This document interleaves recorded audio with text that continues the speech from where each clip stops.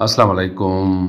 आज हम डिस्कस कर रहे हैं practical applications of conduction of heat. हमारी डेली लाइफ में कंडक्शन ऑफ हीट की क्या एप्लीकेशंस हैं। तो दोस्तों, पिछले लेक्चर में हमने कंडक्शन ऑफ हीट को डिस्कस किया था डिटेल के साथ कि अगर लेट सपोज हमारे पास एक कंडक्टर है, उसके एक एंड को हम हीट दे दें तो मीन्स के मॉलिक्यूल को हम हीट देते हैं। तो जब एक मॉलिक्यूल को हीट मिलती है तो वो ऑसिलेशन शुरू करता है। ड्यू टू इट्स ऑसिलेशन या वाइब्रेशन वो नाइबरिंग मॉलिक्यूल के साथ कोलाइड करता है, जिसकी वजह से नाइबरिंग मॉलिक्यूल भी ऑसिलेशन शुरू करता है और वो भी दूसरे मॉलिक्यूल के साथ कोलाइड करता है। ड्यूरिंग कोलिजन वो हीट ट्रांसफ़र करते हैं, जिसकी वजह से वो ऑसिलेशन शुरू करते हैं। तो इस प्रोसेस के थ्रू मॉलिक्यूल्स की वाइब्रेशन की वजह से हीट एक एंड से दूसरे एंड तक पहुंचती है। तो आज की इस लेक्चर में हम इस कंडक्शन ऑफ हीट की प्रैक्टिकल एप्लीकेशन देखेंगे। तो सबसे पहले है कुकिंग पार्ट एंड पैंस। जो हम कुकिंग पार्ट इस्तेमाल करते हैं, जिसमें हम सालन बनाते हैं या फॉर एग्ज़ाम्पल हम पानी गर्म करते हैं या दूसरी चीज़ें हम उसमें बनाते हैं, वो मेटल्स होते हैं।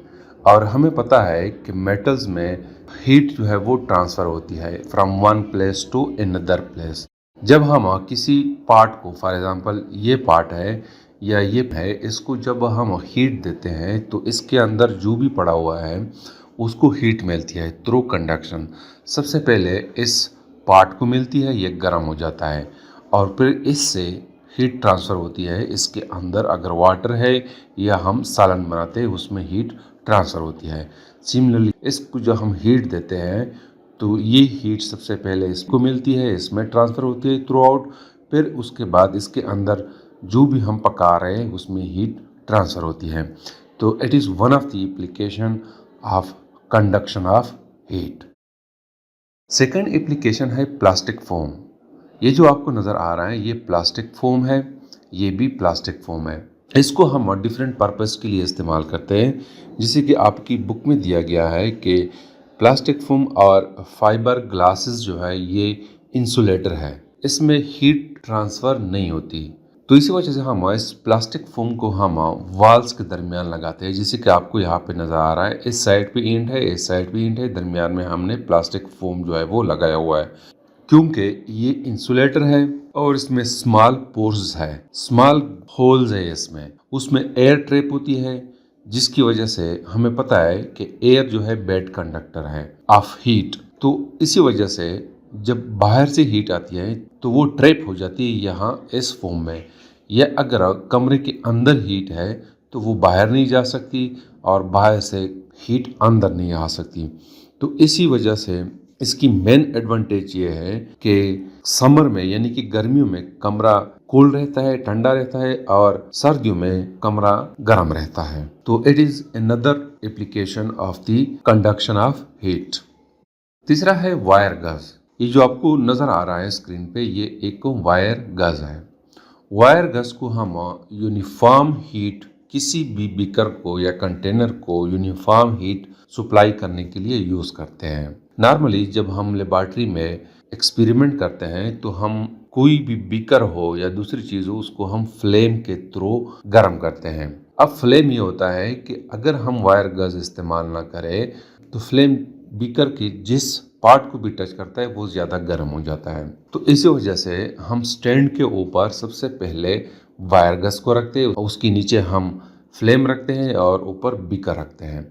तो इससे होता ही है कि ये वायर गज जो है ये गर्म हो जाता है। सबसे पहले ये गर्म हो जाता है, हीट यूनिफॉर्मली इसमें डिस्ट्रीब्यूट होता है, फिर यहाँ से बीकर को यूनिफॉर्मली हीट मिलता है, बीकर के तमाम पार्ट्स को एक जैसा हीट मिलता है। तो ये वायर गज की वन ऑफ द एडवांटेज है कि इसको हम यूनिफॉर्म हीट सप्लाई करने के लिए इस्तेमाल करते हैं। चूँकि वायर गज जो है ये कंडक्टर है, इसमें हीट ट्रांसफ़र होती है थ्रू कंडक्शन और यूनिफॉर्मली ट्रांसफ़र होती है। इसके बाद है pot holder and table mat. ये जो आपको नज़र आ रहा है ये पार्ट होल्डर है। इसके थ्रू, जैसे कि आपको यहाँ पे नज़र आ रहा है, हम किसी भी पार्ट को होल्ड कर सकते हैं, क्योंकि ये प्लास्टिक का बना हुआ है और प्लास्टिक जो है ये इंसुलेटर है, या हम कहते हैं कि बेड कंडक्टर है, इसमें हीट ट्रांसफ़र नहीं होती। इसी तरह ये जो आपको नज़र आ रहा है ये डिफरेंट पार्ट होल्डर है। ये प्लास्टिक के भी बने हुए हैं और कपड़े के भी बने हुए हैं। कपड़ा भी हमें पता है कि ये बेड कंडक्टर है या इंसुलेटर है, इसके थ्रू भी हम इस पार्ट को होल्ड कर सकते हैं। चूंकि ये बेड कंडक्टर है, इसमें हीट ट्रांसफ़र नहीं होती, तो लिहाजा हम आसानी के साथ कोई भी पार्ट हो उसको हम चूल्हे से हटा सकते हैं। इसी तरह मैट जो आप यहाँ पे नज़र आ रहा है, टेबल के ऊपर मैट पड़े हुए हैं, ये भी प्लास्टिक के बने होते हैं, ये भी इंसुलेटर है। अगर हम कोई गर्म चीज़ इस पे रख दें तो टेबल को नुकसान नहीं मिलता, टेबल को हीट नहीं मिलती। तो इस मीट की वजह से अगर हम चाय की प्याली रखें या कोई दूसरा बर्तन रखें जो गर्म हो, वहाँ से हीट जब निकलती है तो ये मैट उसको एब्जॉर्ब करती है और इस मैट से टेबल को हीट ट्रांसफ़र नहीं होती, क्योंकि ये मैट जो है ये इंसुलेटर है, बेड कंडक्टर है, इसमें हीट ट्रांसफ़र नहीं होती। इसके अलावा अनदर एप्लीकेशन जो है वो वुलन क्लॉथ्स है। ये जो आपको नज़र आ रहे हैं ये तमाम वुलन क्लॉथ्स है, इसको हम सर्दियों में पहनते हैं और ये बेड कंडक्टर है क्योंकि इसके दरमियान स्मॉल पोर्स होते हैं। एक तो वूल जो है ये बेड कंडक्टर है, दूसरा ये है कि इसमें स्मॉल गैप्स होते हैं, होल होते हैं और उसमें एयर ट्रैप होता है उस होल्स में।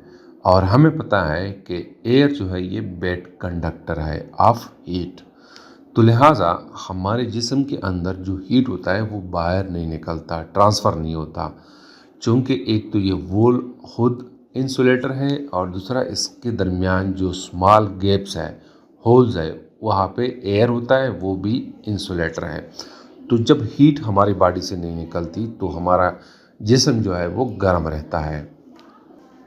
इसके बाद है इग्लोज। जो सर्द इलाके होते हैं जहाँ पे बर्फबारी होती है, स्नो होती है, वो इलाके चूंकि ठंडा होते हैं तो वहाँ पे शेल्टर या हट्स जो है वो बनाए जाते हैं विद द स्नो। जैसे कि आपको स्क्रीन पे नज़र आ रहा है, ये शेल्टर जो है ये बनाए जाते हैं फ्रॉम आइस एंड स्नो, क्योंकि ये बेड कंडक्टर है, इसके अंदर इन्वायरमेंट एज कम्पेयर टू बाहर के गर्म रहता है, क्योंकि इसके अंदर से हीट जो है वो बाहर नहीं निकल सकती। जब यहाँ पे अगर इंसान है, 2-3 इंसान है, तो उसकी बॉडी से हीट निकलती है, वो हीट इस शेल्टर के अंदर ही ट्रैप होती है, वो बाहर नहीं निकलती, जिसकी वजह से इसके अंदर जो इन्वायरमेंट है वो गर्म रहता है। इसके अलावा कंडक्शन ऑफ हीट की जो एप्लीकेशन है वो आइस बॉक्स है। आइस बॉक्स को हम डिफरेंट पर्पस के लिए इस्तेमाल करते हैं। जब कोई भी चीज़ हो, अगर हमने उसको ठंडा रखना होता है तो हम आइस बॉक्स में उसको रखते हैं। यहाँ पे सबसे पहले हम आइस रखते हैं, फिर उसके बाद जिस मटेरियल को हमने ठंडा रखना होता है उसको हम इसके अंदर रखते हैं। मोस्टली हम इसको कोल्ड ड्रिंक्स और ऐसे दवाइयाँ, ऐसे मेडिसिन जिसके लिए कम टेम्परेचर चाहिए होता है उसको हम आइस बॉक्स में रखते हैं। आइस बॉक्स जो है ये बना होता है डबल टीन से या आयरन से और उसके दरमियान एक स्पेस रखा जाता है। ये दो वॉल्स के दरमियान एक स्पेस होता है और वो स्पेस जो है फिलअप्ड होता है विद द कॉर्क। और हमें पता है कि कॉर्क जो है ये इंसुलेटर है, इसमें हीट जो है वो ट्रांसफ़र नहीं होती, तो इसी वजह से इसके अंदर जो भी हम चीज़ रखते हैं वो ठंडी रहती है। इसके बाद है सोल्डरिंग। ये जो आपको नज़र आ रहा है ये सोल्डरिंग आयरन है और ये सोल्डरिंग वायर है। इसको हम कॉमन ज़ुबान में कहते हैं कि हम टांका लगाते हैं। टांका लगाने के लिए हम सोल्डरिंग आयरन इस्तेमाल करते हैं और ये एक सोल्डरिंग वायर है। ये आपको नज़र आ रहा है ये सोल्डरिंग वायर है। ये क्या होता है कि इसको हम कनेक्ट करते हैं विद इलेक्ट्रिसिटी और ये गर्म हो जाता है ये आयरन। तो जब ये गर्म होता है तो कंडक्शन के थ्रू इसमें हीट ट्रांसफ़र होती है। तो ये इसका जो एंड है ये बहुत गर्म होता है। जब हम इसको इसके वायर के ऊपर रखते हैं तो ये वायर पिघल जाता है ड्यू टू हीट। हीट इस सोल्डरिंग आयरन में ट्रांसफर होती है ड्यू टू कंडक्शन। तो जब हम टांका लगाते हैं it is one of the application of conduction of heat. तो it's all about the practical applications of conduction of heat. Thank you.